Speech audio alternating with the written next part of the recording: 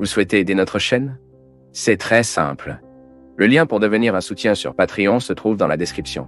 De plus, abonnez-vous à notre chaîne, aimez et partagez nos vidéos avec vos amis et laissez votre commentaire. Ainsi, vous contribuerez beaucoup à la diffusion de la parole de Dieu.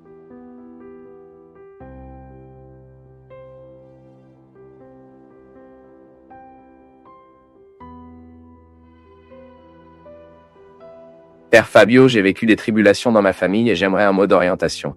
Mes parents, tous deux, ont près de 80 ans et plus de 40 ans de mariage. Ils vivent maintenant une crise conjugale. Elle la saute verbalement avec des infractions et des accusations. Ce sont des combats constants. Il se révolte. La laisse seule même s'il sait qu'il a besoin de soins. Elle a connu des problèmes de santé et a une vision très limitée, et parle parfois même de suicide. Je n'interfère pas avec leur vie, mais ma mère me charge toujours que je dois le réparer, que je dois changer sa pensée et que je dois lui parler. Père Fabio, comme je n'ai aucune expérience du mariage, ce que j'ai essayé de leur dire, c'est qu'ils doivent savoir vieillir ensemble. Surtout parce que les défauts de chacun, les différences existaient depuis le début du mariage. Mais quand je dis quelque chose, ma mère comprend que je suis en faveur de mon père et vice-versa. Merci, que Dieu vous bénisse. C'est ma fille. C'est vraiment très difficile. Imaginez, couple de près de 80 ans face à des crises conjugales. C'est très compliqué, car la vieillesse est le moment où nous devons avoir une tranquillité pour dire au revoir au bien de la vie, n'est-ce pas? Je pense que vieillir, c'est vous pour faire cette conscience. Je dis au revoir au temps. Je dis au revoir à la vie. À partir du moment où je commence à créer des conflits et que les difficultés me tourmentent, je dis au revoir à la vie. Maintenant, il est probable, ma fille, que la crise conjugale est un processus qui vient de loin, non? Il n'est pas possible que les différences se soient produites maintenant. Le problème est que parfois, dans la vieillesse, nos défauts sont très nets. J'aime toujours dire, regardez, à l'âge de 10 ans, à 20 ans, ça devient un peu plus difficile. À 30 ans, la difficulté augmente un peu plus. À 40 ans, est presque impossible. Nous devons donc faire très attention à ne pas cristalliser nos effets. La psychologie appelle cette cristallisation, non? Qu'est-ce que c'est? C'est devenir un cristal et maintenant il est difficile de se casser. C'est pourquoi si vous avez la possibilité de surmonter vos défauts aujourd'hui, ne perdez pas de temps. C'est plus malléable et il est plus facile de gérer, vous avez plus de volonté de changer, car alors, au fil du temps, nous devenons plus difficiles, non? Le temps du changement est donc le temps de la jeunesse. Je ne dis pas que les personnes âgées ne peuvent pas être modifiées. Ils le peuvent, mais c'est beaucoup plus souffert. C'est beaucoup plus difficile. Et puis nos défauts, qui ne faisaient pas attention dans leur jeunesse, ont tendance à devenir une pompe prête à exploser dans notre vieillesse. Alors, comment pouvons-nous gérer les défauts qui ont été cristallisés? Prendre conscience d'eux. Et la meilleure façon, Fatima, d'interférer avec la vie conjugale de nos parents est très avec amour, proposant une conversation. Et parfois avec un traitement vraiment choc, en regardant dans les yeux et en parlant, voulez-vous dire au revoir à la vie comme ça? Vous voulez mettre fin au combat à vie? N'est-il pas temps de commencer à proposer également une petite activité ludique? Parce que parfois la vieillesse, les gars, il manque d'activité ludique, c'est-à-dire manque de divertissement. Faites une activité physique, ayez la possibilité de retirer ces énergies qui se cumulent. La personne, à l'âge de 80 ans, est nécessaire pour canaliser ces énergies qui sont souvent accumulées. Je me souviens aujourd'hui, nous n'avons presque plus, mais là, à Nantes, où je suis né, je me souviens qu'il y avait le Club de la Mer. Quel était le Club Mer? Un centre où ils ont collecté de vieux tissus, des volets provenant des usines. Et les femmes ont parfois passé 2-3 heures de l'après-midi. Je me souviens que ma mère a participé au Club Mer. Ils ont appris la broderie là-bas, ils se sont engagés dans des travaux artisanaux, et ils ont eu l'occasion de faire un peu la purification, non? Je terre. Parce que le travail manuel, cela se passe très bien pour notre tête. Et c'est pourquoi il s'améliore à celui qui a une habitude, celui qui sait faire un tricot, qui occupe le cœur et la tête. Cela n'a pas l'espace vacant, non? C'est pourquoi les mots croisés se portent très bien pour les personnes âgées. Parce qu'ils occuperont le temps, tant qu'il se bat. Non. Il est là pour faire les mots croisés de temps en temps, non? Occuper nos parents. Commencer à leur offrir quelques activités qui conviennent à cette période de vie. Ce n'est pas vrai? Alors, voyez, Fatima, que pouvez-vous faire avec vos parents pour soulager un peu cette tension? Qu'il sont probables qu'ils vivent ce processus de tension qui est le résultat d'un moyen d'être, d'une structure familiale, d'une vie quotidienne, d'une routine. Parfois, nous changeons notre façon d'être, nous changeons notre disposition affective dans la vie si nous changeons un peu notre routine. Changez la routine pour le mieux. inclure dans la routine quelque chose qui soulage le poids de la vie. Parce que nous sommes souvent trop lourds, nous avons une routine très ennuyeuse. Et la routine ne doit pas être mauvaise, voyez-vous. La routine peut être positive tant qu'il y a un espace de créativité dans la structure de cette routine. Et plusieurs fois, il manque pour nos vieillards. Alors découvrons ce que vous pouvez faire pour adoucir un peu les conflits de vos parents, mais en même temps, sachez que ce moment de vie, ils ont besoin de beaucoup d'affection, beaucoup d'attention, et vous, en tant que fille, pouvez l'offrir pour eux. Père Fabio, l'histoire est la suivante.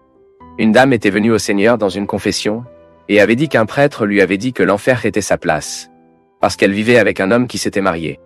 Le Seigneur l'a réconfortée, et a dit que la miséricorde de Dieu est grande, et si elle faisait attention depuis 20 ans avec l'amour de cet homme et de son fils, Jésus aurait pitié d'eux.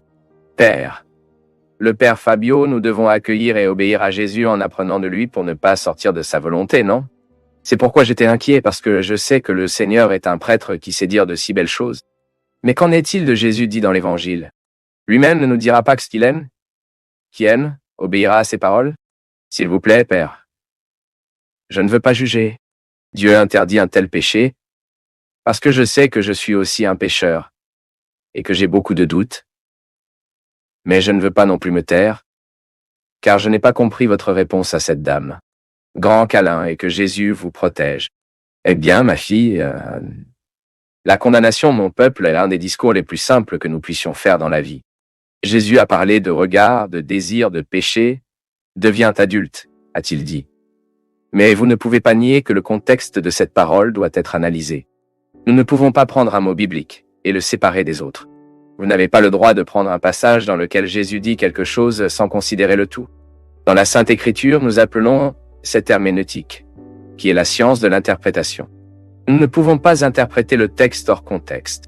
Ceci est une règle biblique, parce que sinon la Sainte Écriture justifie des meurtres odieux, une chose horrible. La Bible est pleine d'histoires terribles. Maintenant, la parole de Jésus ne peut être analysée que dans le contexte de sa vie. Et puis je vous demande, qui a condamné Jésus? Qu'est-ce que Jésus a condamné tout au long de sa vie? Alors ma fille, tu as très bien dit, tu as dit ici, prêtre. Le Seigneur a dit que Jésus aurait pitié d'eux. Clair. Et c'est ce que j'ai dit.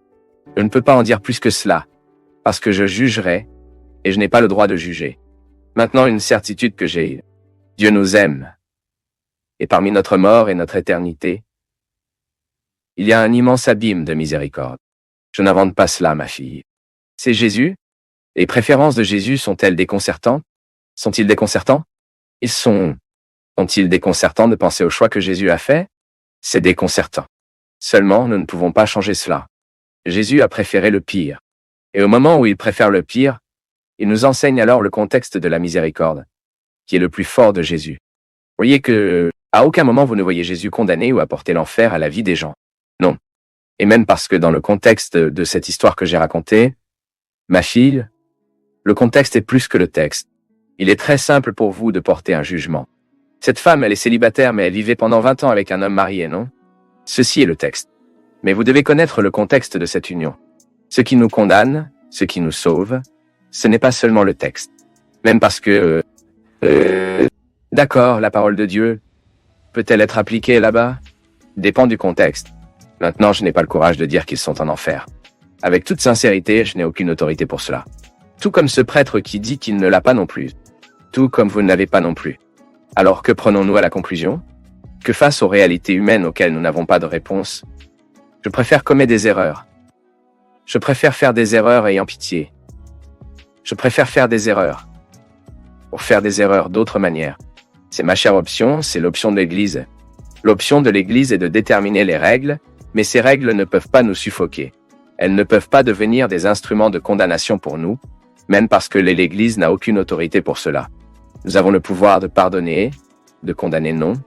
Ce que vous dites, ce que vous allumez ou désactivez, d'accord, nous appelons, mais nous n'avons pas encore, nous ne l'avons pas ce que nous avons accroché, non. Nous n'en avons pas le contrôle. Dans ma mission, j'ai le contrôle de ce que je peux appeler. Ce que je raccroche, je ne sais pas. Il échappe à mon intelligence. Échappe à ma capacité à analyser. Et au moment où je n'ai pas la capacité de savoir, je préfère être dans le silence de la miséricorde. Je préfère être dans le silence de l'accueil car je pense toujours que c'est une façon plus sûre de nous évangéliser. Nous ne pouvons pas nier que la deuxième pastorale de l'Union est une ressource miséricordieuse que l'Église a trouvée pour ramener ceux qui étaient éloignés. Ce n'est pas moi qui ai inventé la pastorale de la deuxième Union. C'est l'Église qui donne l'opportunité. Et même parce qu'avec cette histoire de déclarer la nullité du sacrement, l'Église ouvre la possibilité de nombreuses personnes de réfléchir à ce qu'ils ont vécu. Beaucoup de gens pensent qu'ils sont mariés, mais ce n'est pas le cas ici. A vécu une arnaque.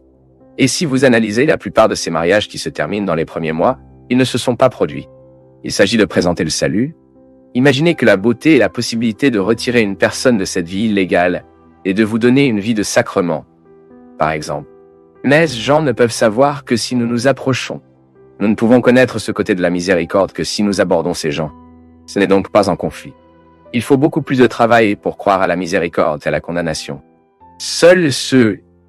Si vous ne l'avez pas encore lu, ne manquez pas cette grande chance. En savoir plus en cliquant sur les liens de description.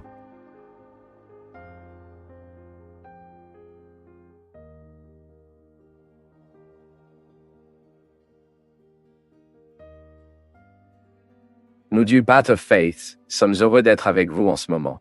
Partagez vos perceptions sur le sujet d'aujourd'hui dans les commentaires, montrez votre soutien en aimant la vidéo et partagez-la avec vos amis. Abonnez-vous à la chaîne pour rester connecté avec nous et ne pas manquer nos nouvelles vidéos.